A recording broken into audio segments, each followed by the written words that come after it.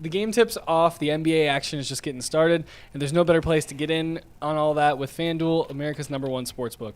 With FanDuel, you can place live bets throughout the game, so even if you miss the opening tip-off and want to bet on a fourth quarter comeback, you can stay in the action.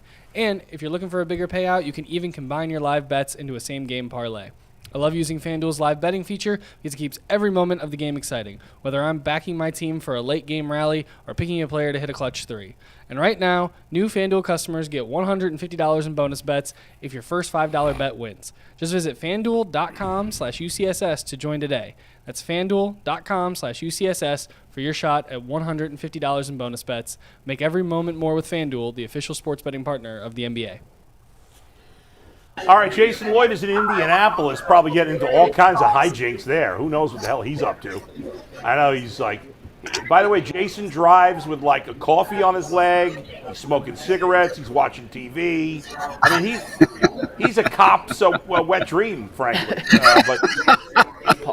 I'm not smoking. I am eating a Chipotle bowl and driving with my knees. Jason, and watching. Is that the new webcam? It looks crispy. It is the new webcam. Does it look good? Looks very good, yes. Nice. Jason, I'm tired of people making fun of me on the computer. Go ahead, Mike. Make fun Can of I me. give you guys an old man Jason Lloyd story real quick? Yeah. Here for So it. Jason bought a new webcam. I sent him a couple options. Did he buy the webcam when he set up his OnlyFans? Oh, that's a good point. That's a good point. Jason would have to have fans to have an OnlyFans, though. But, Jason, wow. Jason called me and was like, Good night. Mikey, I need your help. My computer will not read this webcam at all. Nothing. Yeah. I can't get it to work. And he's like, you got a second? Of course. He just had to go to settings and change it. He covered up his laptop camera and didn't change the input. So for, I don't know, Jason, he said 45. Even I know that. 45 Jason. minutes he was searching around trying to figure out how to get this to read. I knew the camera was covered. I couldn't find the settings tab. It was the thing. I was looking at, and I told him, like, this is a total boomer moment. I can't get this thing to work. And it was literally one click on the settings, but I couldn't find the settings. So. It looks good, though, Jason. It looks good. It does look sharp. Good. Much better. I need all the help I can get. Jason, we were just talking about what Andrew Berry said about Nick Chubb. Yeah. And it sounds like he's gone. I mean, at this point, I'd be shocked if he's back with the team. Do you think there's any chance Nick said to them behind the scenes, you know what, I'd rather go elsewhere at this point? Or do you think this is all about the Browns telling him it's time for you to move on? I don't know the answer to that. Like, I don't know. But, yeah, I think it's within I mean, Myles Garrett said he didn't want to be here. Joel Bitonio's heavily weighing retirement. Why would Nick Chubb want it? You know, like I think there's a lot of guys that are looking at this going, I don't know if I could sign up for this again. So, and remember, like, they made Nick take a pay cut. And who knows? And I mean, it was the right thing to do from a business standpoint, from a team standpoint. I'm not blaming the team for that when they restructured him. But, you know, he's coming off a devastating knee injury, and now you restructure his contract and you take money from him. So would you blame him if he's a little aggravated over that? And again, that's not to fault the Browns. Business is business. You got to do what you got to do. But from the player side of that, yeah, I can understand why he'd be a little upset and wants to, you know, these guys have given their entire careers to Cleveland. And I believe the window to win with this group has closed. And, you know, you could look at the Deshaun trade as just wrecking, like they swung big and they missed. And it wrecked this contention window for this group of guys, for Myles in his prime, for Nick in his prime. You know, with the offensive line that they had built, I believe that window is closed. And so I don't blame these guys for saying, I've had enough, especially, you know, Nick's a free agent. Yeah, he wants to look elsewhere. Again, I don't know that to be true. But I would not be surprised if that was the case. Get ready to see all the fans throw up when he signs with the Steelers, Jason. Mm-hmm. Would Pittsburgh want him? I guess on a incentive-based deal. Like, he's not going to get a lot of money from anybody. No, but Najee Harris is a free agent. They can make Jalen Warren their lead guy, and then have Nick Chubb be their short yardage end zone guy like Kareem Hunt's been. I could see that happening with them. They like those kind of grinder players, and that's what he is.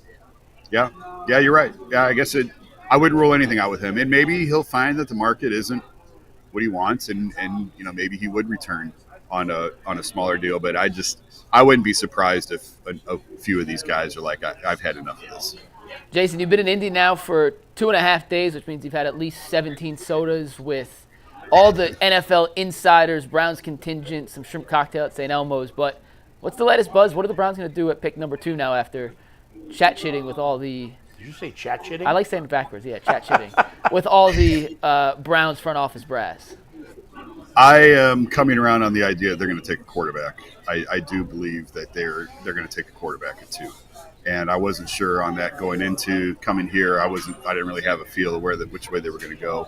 I'm leaning toward they are going to take a quarterback at 2.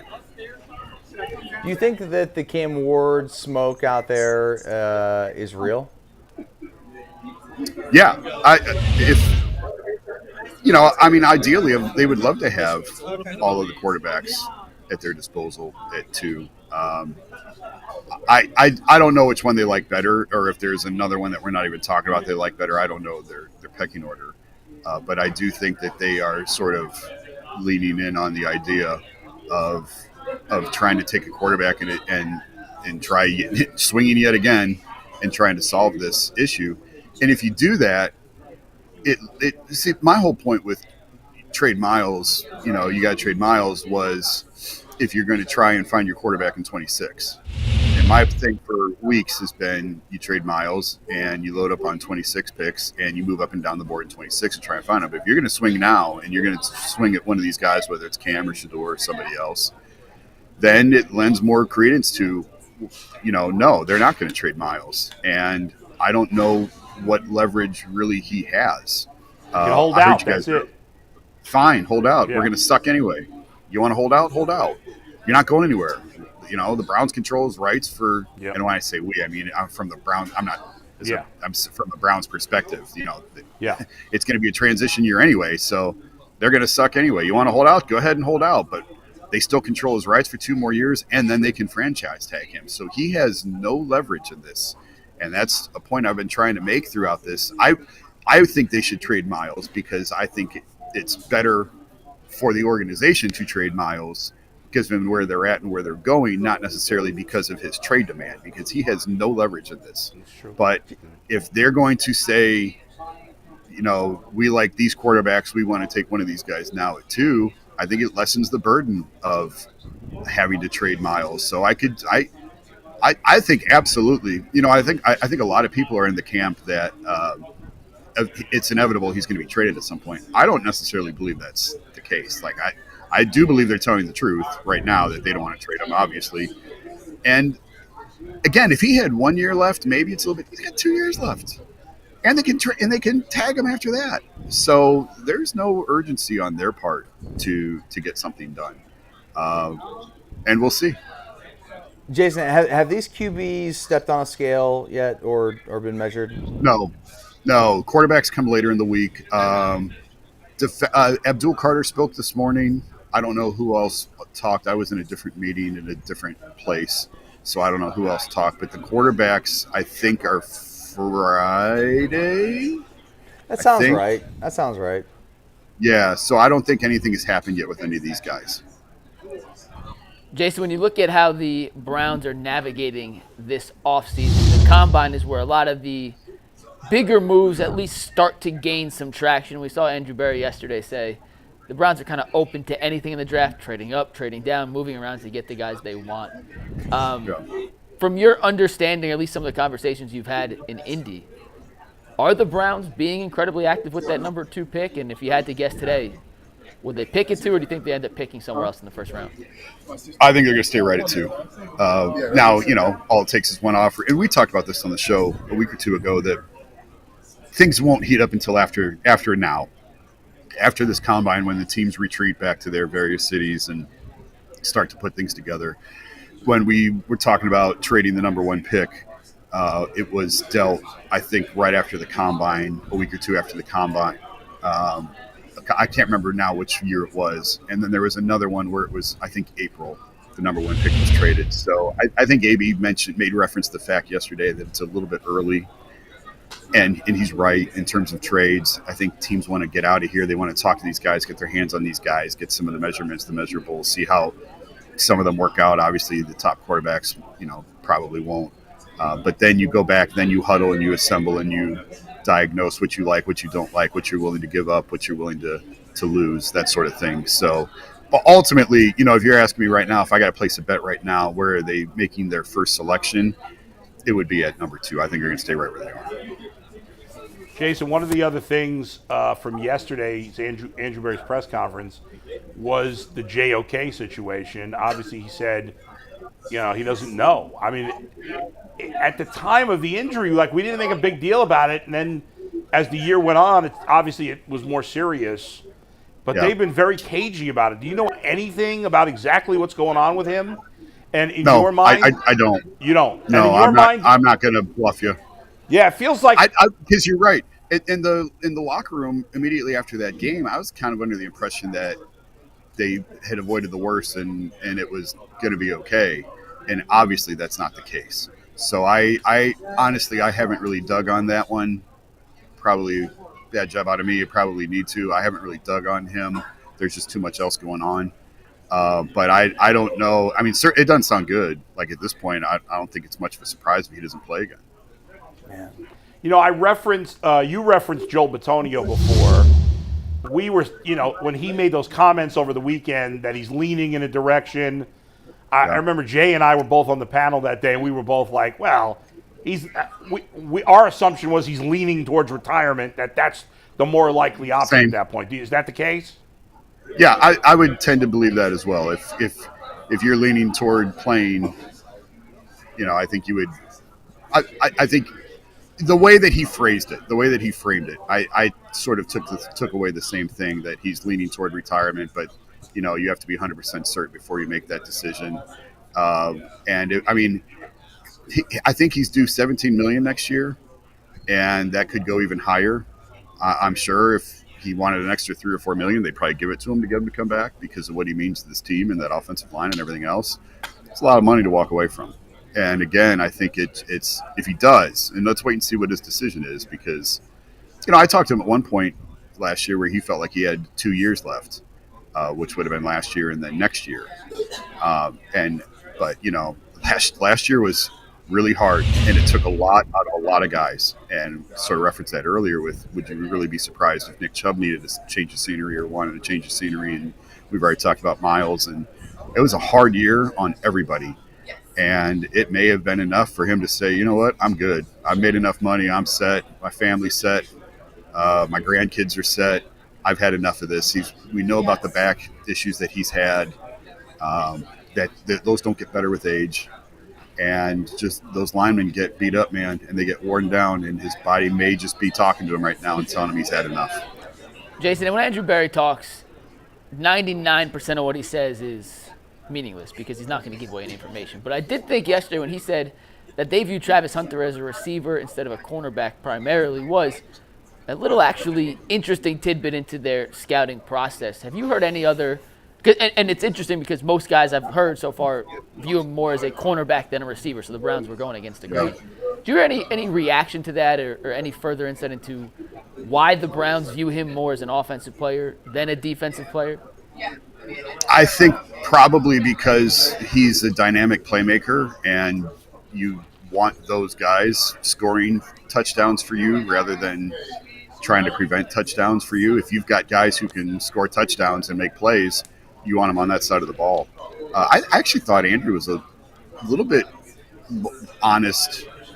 Really, going back to his first offseason press conference, I feel like he's trying to be a little bit as revealing as he can be, as honest as he can be. You're right. They're never going to give away the house. But they were very honest with where things stood with Deshaun. They were very honest with, hey, we weren't good enough. I wasn't good enough. This roster wasn't good enough. What you just mentioned, he was revealing about how they view Hunter, what he said about Nick going to free agency. I felt like Andrew has tried to be pretty upfront and honest in instances where he can without hurting the team, and I give him credit for that. You think Kevin Stefanski will be the same way when he speaks a little bit later this afternoon? Come on, be serious. No, Kevin's going to talk in about 44 minutes, and he won't say anything. That's how it goes with him. We know the drill by now. You don't think that? I mean, I thought in his end of season press conference, he kind of talked about it. It felt like he was more in control of the situation. I don't know that he was more honest, but he was a little more like, it's my way. We're doing things my way. Yeah. So that was I interesting. agree with you. I agree with that, and it did feel like he was flexing a little bit and saying, we're going to do this how I want to do it. And he should. Like, that's how it should be. And I've talked to coaches before who were, and I think we all know probably everybody's on the hot seat right now, but I've talked to coaches who felt the pressure before. They all say the same thing. I'm going down doing it how I want to do it, whether that's an NFL coach calling his own plays and running the offense the way that he wants, whether it's an NBA coach with substitution patterns doing it the way that he wants and bucking front office orders, whatever it is. Coaches, if they're going to get fired, they're going to say, well, at least I went down doing it how I wanted to do it. Mm-hmm. And I think Kevin has earned that. And, say what you want about how terrible last year was, and it was bad. He was bad last year. Everybody's bad last year. Nobody gets a passing grade for last year. But I think that he has earned the right to do it the way that he wants to do it, because when he did it the way he wanted to do it, they won 11 games with 5 quarterbacks and went to the playoffs. When he succumbed to what everybody else wanted to do, the quarterback couldn't throw a 5-yard completion, was throwing it 7 yards out of bounds. They were running deep routes with receivers who were too slow and couldn't get open, and they fired the offensive coordinator before the plane landed after the last game. So go back to doing it his way, and then if it doesn't work, well, then you blow everybody out, and here we go again, and you start over yet again. Jason, does the defense have any players outside of Myles Garrett?